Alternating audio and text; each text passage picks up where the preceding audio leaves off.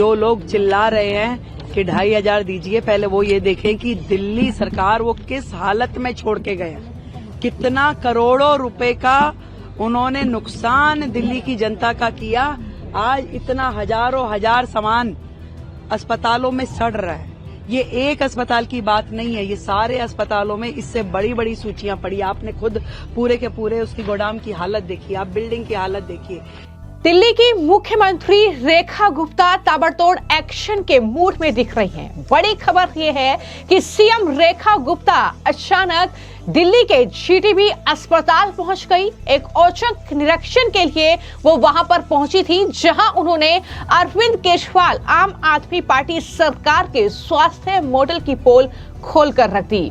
साथ ही 2500 रुपये का रोना रोने वाली पूर्व सीएम आतिशी पर भी वो जमकर हमलावर नजर आई। दरअसल तस्वीरें आप देख रहे हैं जब अचानक निरीक्षण के लिए रेखा गुप्ता जो है वो दिलशाद गार्डन में जो जीटीबी अस्पताल है दिल्ली गवर्नमेंट का, वहां पर पहुंची और रोहतास नगर के बीजेपी विधायक जितेंद्र महाजन उनके साथ मौजूद थे। वो लगातार मुख्यमंत्री को जो अस्पताल में खामियां हैं वो दिखा रहे थे। और तस्वीरें जब आप देख रहे हैं, सबसे पहले जो सीएम है रेखा गुप्ता वो जो हॉस्पिटल का स्टोर रूम है जहां पर तमाम चीजें रखी हुई है वहां पर पहुंची, जहां कोविड काल में खरीदे गए वेंटिलेटर और तमाम जो उपकरण थे वो धूल खा रहे थे, जिसका अस्पताल में इस्तेमाल नहीं हो रहा था। तो ये दरअसल सीएम रेखा गुप्ता ने जब तस्वीर देखी तो वो हैरान रह गई। वो लगातार इसको लेकर आलोचना आम आदमी पार्टी सरकार की कर रही हैं। इसके बाद सीएम रेखा गुप्ता ने कोविड काल में 1200 बेड के भवन के निर्माण कार्य का भी निरीक्षण किया। इसका निर्माण कार्य भी पिछले कई महीनों से वहां पर बंद पड़ा है और आखिर में सीएम रेखा गुप्ता जो है अलग अलग विभाग में पहुंची, जहां पर भर्ती मरीजों से उन्होंने मुलाकात की। डॉक्टर्स के काम की सराहना करते हुए आम आदमी पार्टी ने किस तरीके से दरअसल स्वास्थ्य सेवाओं को प्रभावित किया है दिल्ली में, उन्होंने साफ तौर पर यह कहा कि अरविंद केजरीवाल और आम आदमी पार्टी की सरकार में दिल्ली का स्वास्थ्य विभाग, दिल्ली के हॉस्पिटल्स खुद बीमार नजर आ रहे हैं। और किस तरीके से ये पूरा औचक निरीक्षण करने के बाद तमाम चीजें गिनाते हुए किस तरीके से स्वास्थ्य विभाग को गर्त में डालने का काम अरविंद केजरीवाल उनकी पार्टी की सरकार ने किया, ये तमाम बातें कहते हुए जोरदार प्रहार जो है वो सीएम रेखा गुप्ता ने केजरीवाल, उनकी पार्टी, उनके विधायकों पर किया है। जरा सुनिए। मैं देख पा रही हूँ कि यहाँ पे ये पूरा गोदाम जो है, ये पूरा गोदाम जो है बुरी तरीके से भरा पड़ा है, जिसमें कि इनकी लिस्ट के हिसाब से 458 ऑक्सीजन कॉन्सेंट्रेटर्स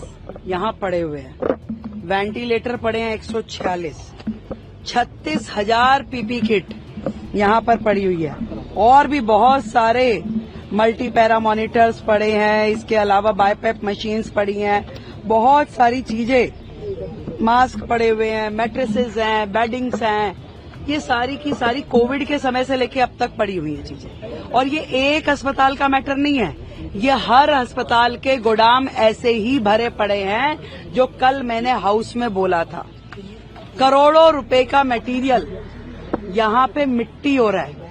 आज यदि हम किसी एक्सपर्ट से इसे दिखाएं भी तो भी ये यूटिलाइज होने की स्थिति में नहीं है। ये केवल आपके गोदाम भरे हुए हैं आज की डेट में, जिसे आप इस्तेमाल नहीं कर सकते। कोविड से लेके अब तक आप मानिए कि 458 ऑक्सीजन कॉन्सेंट्रेटर्स एक अस्पताल में पड़े हैं। बाकी के अस्पतालों की क्या स्थिति है? और जो 7 बिल्डिंग जो उस समय कोविड के समय में बननी थी, जो आनन फानन में इन्होंने संजय गांधी में उन्होंने पार्किंग में ही बना दी बिल्डिंग। यहाँ पे इन्होंने पीछे के एरिया में, क्या एरिया है वो? स्पोर्ट्स ग्राउंड था, उसमें खड़ी कर दी बिल्डिंग, जिसमें किसी भी तरह की अस्पताल के लायक कोई फैसिलिटी नहीं करी गई। अनप्लान्ड तरीके से केवल एक कोटा केबिन जैसा स्ट्रक्चर खड़ा कर दिया गया, जिसपे करोड़ों रुपए की लागत से करोड़ों। कहाँ है हमारे हेल्थ सेक्रेटरी? हाँ जी, सेक्रेटरी साहब का आइए। ये जो पीछे का कोटा केबिन बना, वो कितनी लागत का बना हुआ है? अभी तक कितनी लागत लगी है उसमें? जो यहाँ पे कोविड के समय की जो 7 बिल्डिंग्स में से एक बिल्डिंग है, टेम्परेरी स्ट्रक्चर जो बनाई, हाँ सेमी परमानेंट स्ट्रक्चर, वो यहाँ पे अभी कितना % पूरा हुआ है? 60% पूरा हुआ है। कितनी लागत से बना था ये?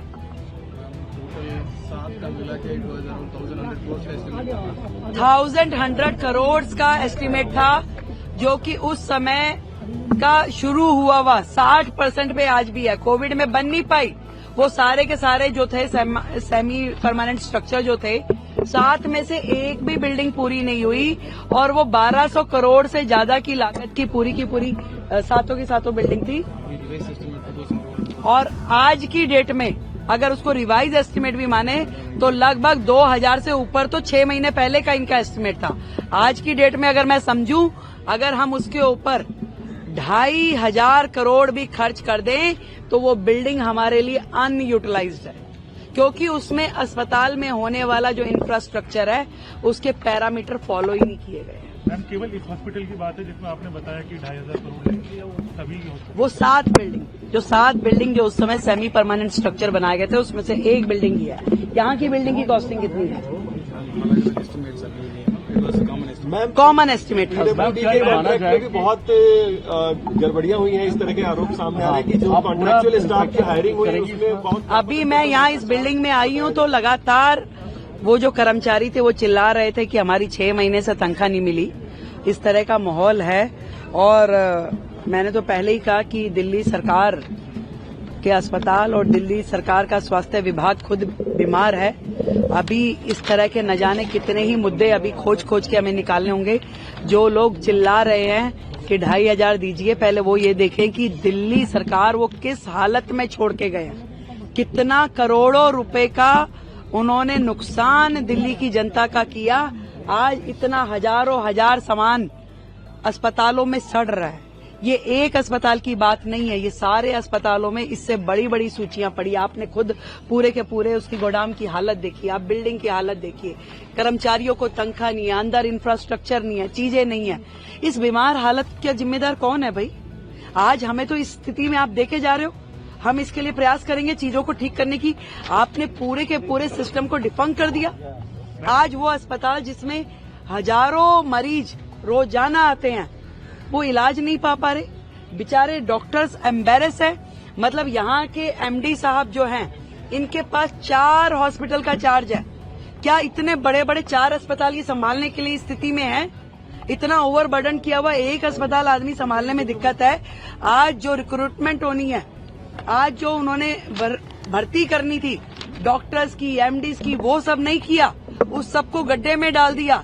आज 4 बड़े अस्पतालों का एक एमडी काम कर रहा है। क्या उम्मीद कर सकते हैं हम उनसे कि वो क्या अस्पताल को देखेंगे, क्या व्यवस्थाएं दे रहे हैं? ये जो आम आदमी पार्टी की सरकार है, केवल और केवल चैनल्स पे नौटंकी करने के लिए है। काम करने की दृष्टि से उनका हेल्थ मॉडल, उनका एजुकेशन मॉडल जीरो है, जीरो।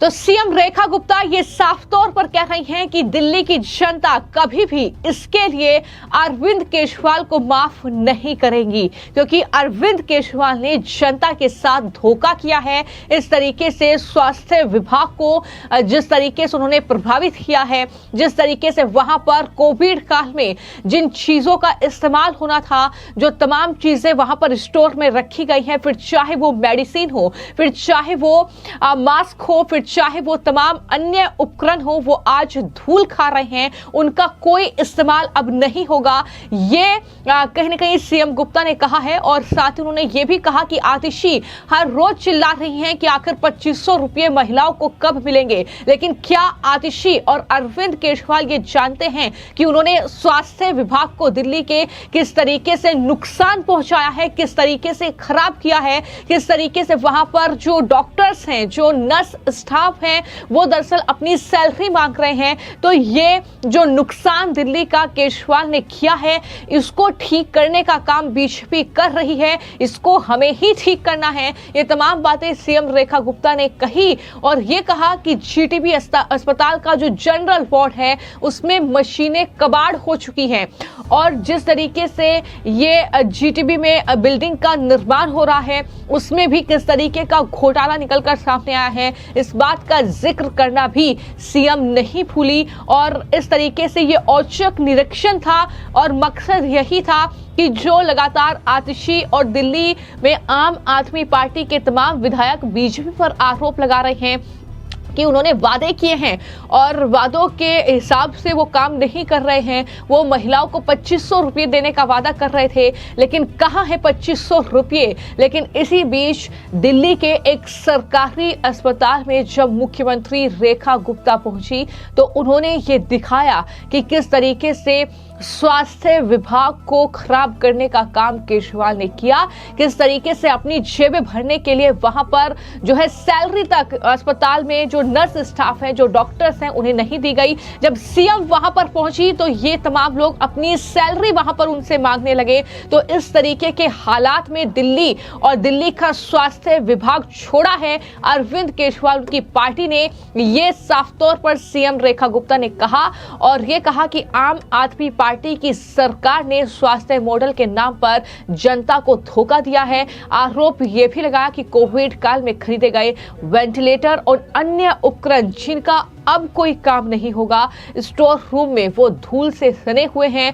कई मेडिसिन ऐसी हैं जो एक्सपायर हो चुकी हैं, जाहिर तौर पर उनका कोई काम नहीं होगा। तो इस तरीके से कहीं ना कहीं जो है स्वास्थ्य विभाग पर ध्यान ही नहीं दिया गया। ये चीजें दिखाने की कोशिश जो है यहाँ पर सीएम रेखा गुप्ता की ओर से की गई है। और लगातार हम देख रहे हैं कि कैग रिपोर्ट जो सामने आई स्वास्थ्य विभाग को लेकर, उसमें कई तरह के खुलासे हुए कि कोविड काल में किस तरीके से अरविंद केजरीवाल ने सिर्फ अपना शीश महल बनाने का काम किया और वहां पर दिल्ली की जनता को मरने के लिए अस्पतालों में छोड़ दिया। ये तमाम हमले लगातार बीजेपी बोल रही है। और अब एक नई तस्वीर जब सीएम रेखा गुप्ता अचानक दिल्ली के एक सरकारी अस्पताल में पहुंची और वहां का हाल देखकर वो भी हैरान रह गई कि किस तरीके से वहां पर मरीजों को दरअसल दिक्कतों का सामना करना पड़ रहा है। टॉयलेट्स नहीं है वहां पर, डॉक्टर्स के बैठने के लिए इंतजाम नहीं है, वहां पर जो है हॉल बना रखे हैं, उनमें ही